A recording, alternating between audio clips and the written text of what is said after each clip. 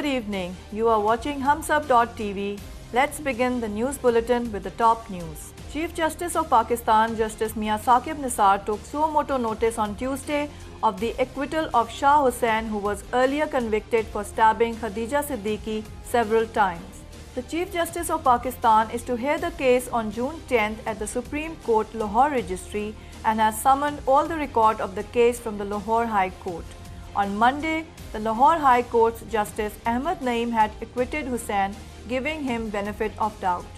During the proceedings, the convict's lawyer stated that his client had been facing punishment over baseless allegations. He said that Shah Hussain was not present at the time of the attack and the evidence against him is insufficient. After the verdict, Khadija announced she will challenge the Lahore High Court verdict. She had said that the acquittal of the suspect is a huge setback for her, but she will challenge the Lahore High Court's decision. In 2017, Shah Hussain was found guilty of stabbing Khadija at least 23 times on Lahore's Davis Road. Pakistan's ambassador to the United States, Ali Jahangir Siddiqui, has sought the cooperation of Pakistani immigrants to strengthen ties between the two countries. Ali Jahangir said there is a lot of room for improvement in the ties between US and Pakistan. I have been entrusted to take on the challenge of fulfilling my responsibilities.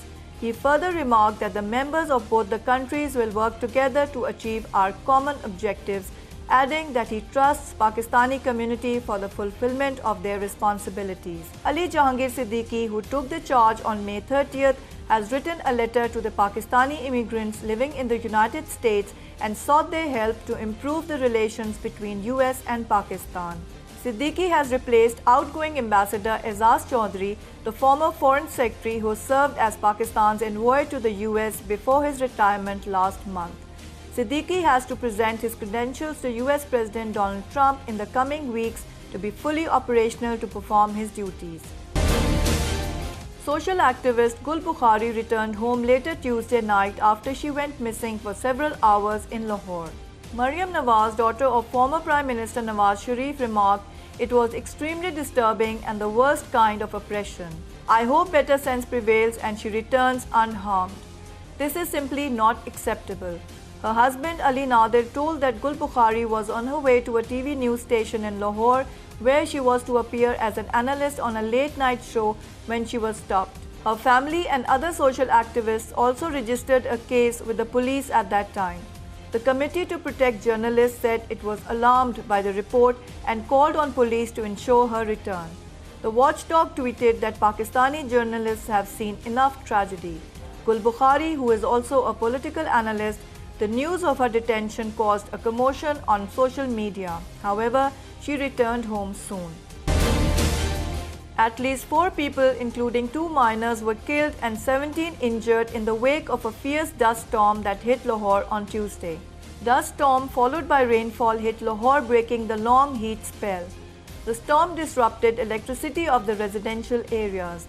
The Lahore Electric Supply Company confirmed that over 300 feeders tripped in the provincial capital, with 272 having been restored, adding that it was restoring the remaining faulty feeders to resume power supply to affected households. Spokesman for the PIA said the storm also caused damage to 2 PIA aircraft parked on the Lahore airport's apron. Now the planes have been grounded and inspected for fitness. The gusty winds were so strong that they downed several trees and shattered window panes of a few buildings in the city. Earlier today, the Met Department had forecast rainfall for Islamabad, Rawalpindi, Gujranwala, Lahore Division and Kashmir. White House said summit between President Donald Trump and North Korean ruler Kim Jong-un will take place in Singapore at Capella Hotel on Sentosa Island. White House Press Secretary Sarah Sanders said, "We thank our great Singaporean hosts for their hospitality.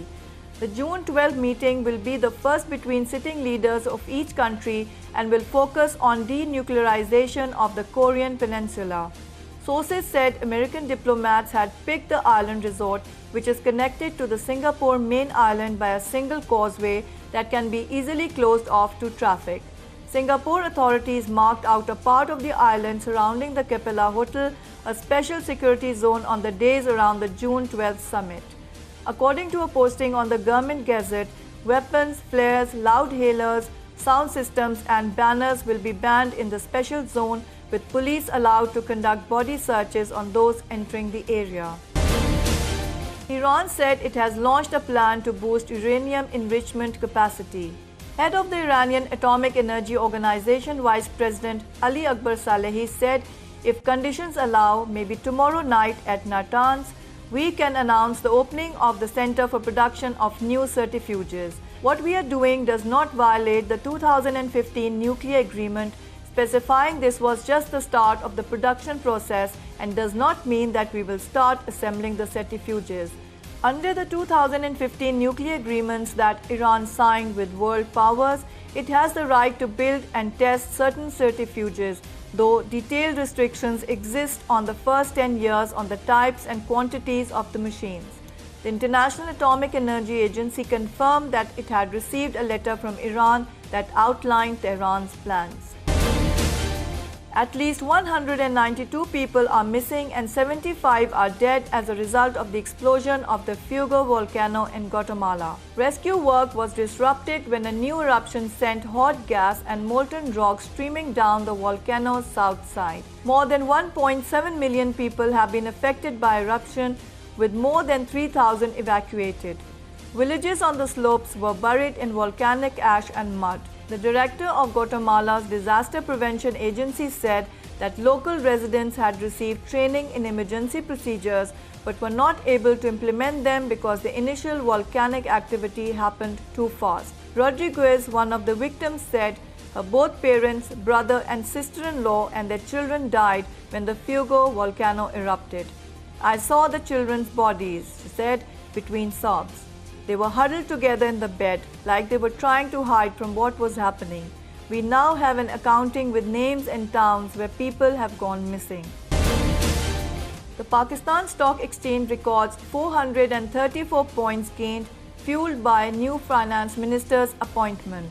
The Pakistan Stock Exchange exhibited bullish trend on Tuesday, with the benchmark Karachi Stock Exchange 100 index gained 434 points to close at 43,703. As per financial analyst Mohammad Sohail, the gains in the market were fueled by the appointment of former State Bank Governor Shamshad Akhtar as the interim finance minister of the country. He said that the local investors were concerned about the lowering foreign exchange reserves. During business hours, 166.4 million shares were traded. Bollywood actor Sonam Kapoor Ahuja has clarified her comments in support of Savara Bhaskar that had nothing to do with the latter's comments on Pakistan. Sonam said that her comments a day earlier were in reference to Bhaskar being trolled over an inappropriate scene in Veer the Wedding. Maybe see what the question was. It was to a scene in the film and why her character was trolled.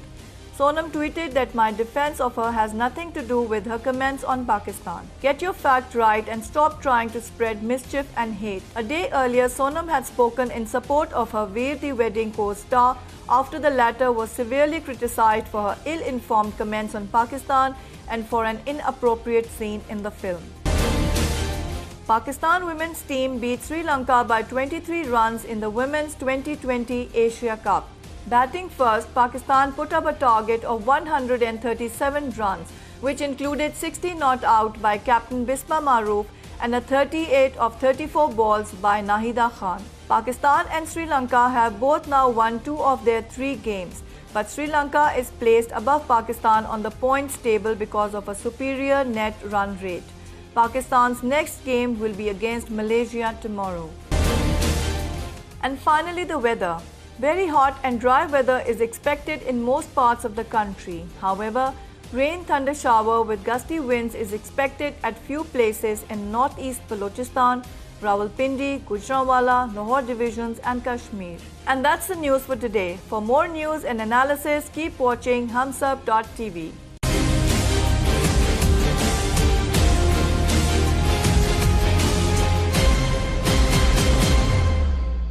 Please subscribe to HumSub.TV and hit the notification icon on the screen to get the latest updates of our channel. Thank you for watching HumSub.TV.